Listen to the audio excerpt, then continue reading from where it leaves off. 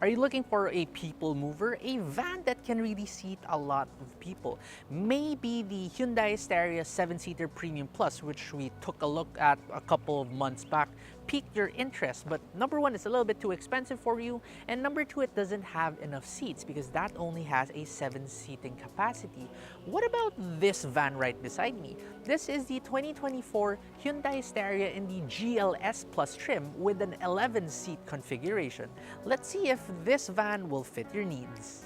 Exploring the exterior first. Now, compared to the Premium Plus 7-seater, obviously this being the more affordable version of the Staria, it's not as blinged out.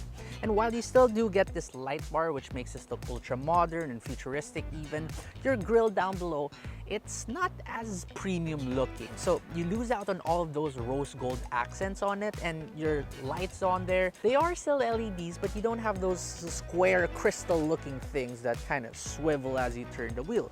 But now, what's nice is you still get the important bits. So for example, you still have a front camera, you still get like front sensors over here. So all you need, they're still all here. On the side of the Staria too, some bling has been taken out, so the rose gold accents on the wing mirror caps, that's gone now. The rose gold accents on the door handles, that's now gone too. And 18-inch rims, well, you can forget about that. What you have here is a set of 17-inch rims. And I have to be honest, they're not exactly the best looking, but given that the entirety of the vehicle looks pretty good, I can easily make up for it. One great thing about the design of the Hyundai Staria truly are its windows, because these windows, they just go all the way down, almost towards my waist. So this really makes your visibility excellent. But one difference between this GLS Plus with the Premium Plus is that this doesn't get acoustic noise insulating glass windows for this driver and passenger, basically the front window. So it still is pretty good. We'll talk about that later in the driving segment, but as it is, I mean, this is still more than good enough. Now let's move on over towards the rear, and what you can see here are a nice pair of vertical tail lamps. And while you still do get all those like square pickles on it as you would with the Premium Plus, you don't get them in LEDs anymore. So these are just bulb types, and down below too, you lose out on any sort of rose gold for your bumper. One issue I have with this version of the Staria is that your tailgate, it's not powered, and given the size of it, it's pretty hard to close. You really need a lot of momentum to close this in one go. But anyway, that aside, what you'll see here is that cargo space is virtually non-existent if you have these fourth row of seats slid all the way back. But just in case you don't have that much passengers in here, you can easily just slide this forwards to give you some extra cargo room. Also, you can even fold up the seat base over there at the front of these seats. That way you can slide them even a bit more forward. Now for the powertrain, what you have here is a very tiny engine. This is only a 2.2-liter diesel engine, but at least it is turbocharged. So it pumps out a pretty respectable 177 horsepower and 430 Newton meters of torque, still paired to an 8-speed automatic transmission. But the big difference between this and the Premium Plus one is that this doesn't get all-wheel drive. So this GLS Plus Staria is only a front-wheel drive vehicle. But due to the reduced weight of not having this all-wheel drive powertrain, you can get slightly better fuel economy here. What you have here is around 7.7 kilometers per liter in the city and 17.7 kilometers per liter when you are traveling on the highway. However, do take note that due to the increased capacity of this vehicle too, if you do load in 4 extra people compared to the Premium Plus, well, then that fuel economy will in fact suffer and might just be about the same as what you would get with the Staria Premium Plus. Now inside the Hyundai Staria GLS, we check the door. It actually sounds pretty good, especially for a van. Now the interior of this vehicle is not what you would expect of a van because there's just so much things in here and it looks pretty nice. You have a 10.25-inch digital instrument cluster with 3 driving modes. So you have Eco, Sport, and Normal. It changes the display and the theme on it as you change driving modes.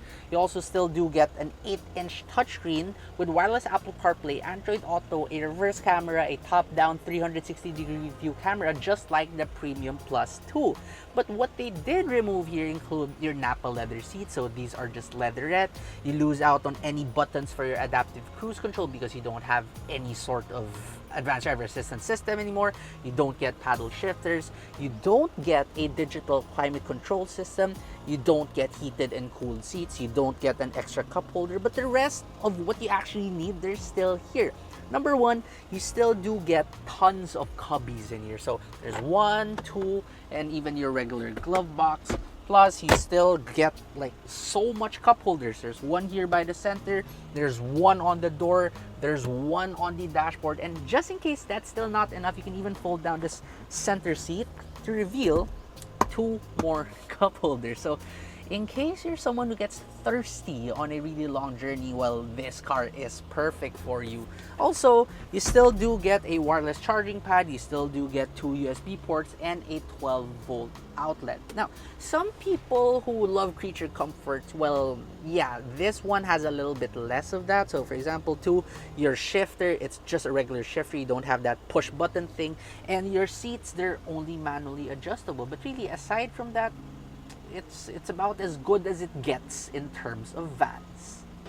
Entering the Hyundai Staria, well, for elderly relatives, it's not exactly the best because they do have to climb up into it, but this is the case that you'd usually see in a lot of the vans in this class anyways. But at least you do have this grab handle over here. Now, once you're inside, what you'll notice first is that I do have to manually close this because it doesn't get power sliding doors. But anyway, now that I'm seated back here, space is excellent, but that's because I have these seats slid all the way back. If I do want to compromise and actually give any of the rear passengers a chance to save their legs, well, then I do have to move them considerably forward, and I'll be sitting at around this much, which leaves me with only around 3.5 inches of leg room or so. And in this position, is it comfortable? I think it's okay, but it's not the most optimal of spaces. But now, what toys do I get back here? I get 2 USB ports, I get a cup holder on the side, I get my own air vents, but I do lose out on any sort of like sunroof back here.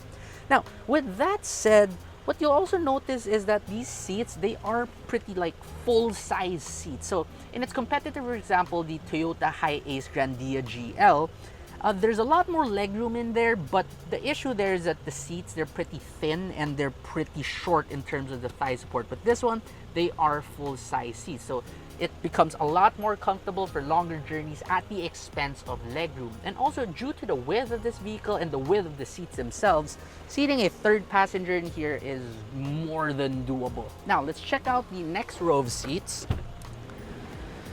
So to do that, I do have to get out of the vehicle first. Now, let's fold down this seat here and fold down that seat too. Now, climbing over here, and if I do lift this up,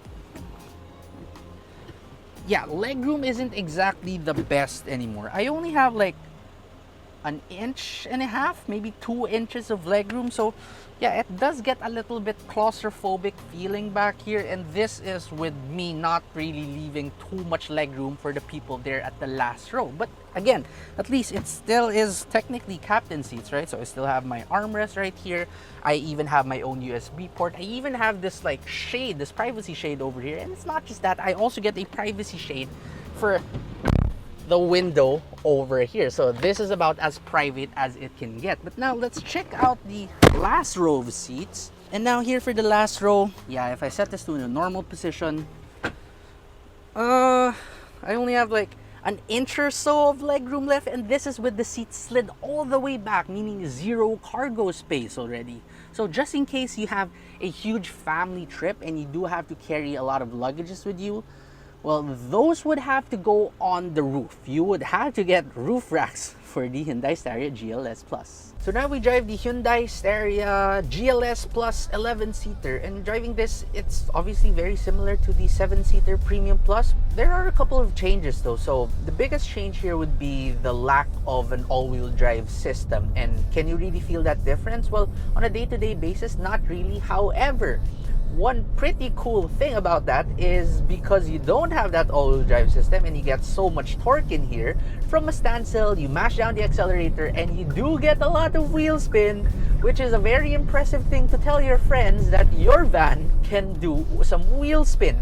And so far, the only other van that I've tried that can actually produce wheel spin is the older Toyota Alphard with a 3.5-liter V6. But this car, this van with its 2.2-liter diesel can do the same. And it's probably even more impressive than the Alphard. Next would be just how the power in itself, right? So 177 horsepower plus that 430 Newton meters of torque. It really is a lot, I think, for this van, but do take note that I've only been able to try this with not much people inside, maximum like 3 or 4 only. So fully loaded, will it feel as fast? Probably not, but with 430 Newton meters of torque, I am pretty sure that it has more than enough power. Now also, the way that the van feels, does it feel heavy? Not at all. Does it feel big? Not really. It just feels so light. First up, your steering wheel. It's heavily assisted, so obviously there's not much feedback in it, but the upside to that is that it just feels so light to drive for city driving. And even when you go up onto the highway, it feels very stable, so not any problem there. And also, visibility in this is just truly excellent. The windshield is massive. This side window, you can easily just bend over and see the floor immediately. So for example, there's like a stray cat or a stray dog right there. You can easily just check if he's still there or it's still there. So it just makes driving this van oh so easy, even if you're not really used to driving bigger vehicles. Now let's talk about NVH suppression. And for noise, this is where this GLS has another slight difference from the Premium Plus, because this doesn't come with the acoustic double paned noise insulating glass or window on the side that the Premium Plus has. And if you're just driving in legal speeds, there's virtually no difference whatsoever. It still is incredibly quiet in here. But once you get to extra legal speeds, that's where you hear a little bit more of those side mirrors, which you don't hear in the Premium Plus. For vibrations, it's pretty smooth. This diesel engine, it doesn't have that much of a rumble. You don't hear it even, and you don't even feel it through your steering wheel, so that's excellent too. And for harshness, it's definitely a lot firmer compared to the very wallowy Toyota Hi-Ace Grandia GL, but it still is soft enough to be comfortable for all passengers inside, whether or not you have a heavy load. I just forgot to touch on the transmission, and this 8-speed in here is excellent. You don't get the paddle shifters that we got in the Premium, but you don't really need it because this transmission, the computer, it's pretty smart in selecting the gear for you, so you never really find yourself like lacking. It never really has this like, oh, I need to downshift. No, it just quickly downshifts for you just in case you need a little bit extra torque. And finally, the advanced driver assistance systems, you don't have any of that here, but you still do get conventional cruise control though, so that's perfectly fine for me. So now for pricing, the Hyundai Staria in this GLS Plus trim costs 2,320,000 pesos. And I think that if you would often carry 11 people, maybe it not be worth it because it's a little bit too cramped inside when you have all 11 seats occupied.